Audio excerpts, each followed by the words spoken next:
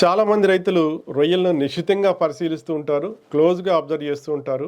So వాళ్ళు చెప్పింది ఏంటంటే వైట్ ఫీకల్ వ్యాధి కావచ్చు, లేదా రన్నింగ్ మోర్టాలిటీ కావచ్చు, ఇలాంటి వ్యాధులు రొయ్యలు మౌల్ట్ అయిన తర్వాత స్టార్ట్ అవుతున్నాయి, మౌల్ట్ అయినటువంటి రొయ్యల్లోనే స్టార్ట్ అవుతుంది అని చెప్పడం జరిగింది. దాన్ని నేను కూడా చెక్ చేయడం స్టార్ట్ చేశాను, నేను కూడా అబ్జర్వ్ చేయడం మొదలుపెట్టాను. నాకు కూడా అదే ప్యాటర్న్ కనిపించింది. ఈ రన్నింగ్ మోర్టాలిటీ కానీ వైట్ ఫీకల్ కానీ మౌల్టింగ్ అయిన తర్వాత రొయ్యల్లో ఎక్కువగా మనం గమనించడం జరిగింది.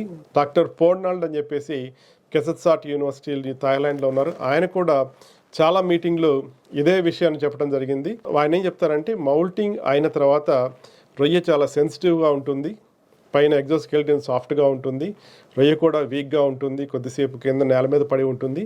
సో నేలలో బ్యాక్టీరియా పెచ్చి ఉంటుంది కాబట్టి ఈ మౌల్టింగ్కి 2-3 రోజుల ముందు హెవీ డోస్ ప్రోబయాటిక్ ఇవ్వాలని చెప్తూ ఉంటారు. అలాగే మనకి గట్ ప్రోబయాటిక్స్ కూడా ఈవినింగు లేదా మార్నింగ్ మేతలో ఇచ్చినట్లయితే బెటర్ రిజల్ట్ ఉంటుంది. మనకి మౌల్టింగ్ ప్యాటర్న్ కనుక మనం పట్టుకోగలిగితే ఆ పీరియడ్స్లో మనం ప్రోబయాటిక్స్ డోస్ పెంచినట్లయితే soil probiotic, water probiotic, gut probiotic ఈ ఫ్రీక్వెన్సీ ఆ పీరియడ్లో పెంచినట్లయితే మనకి బెటర్ రిజల్ట్ ఉండే అవకాశం ఉంది.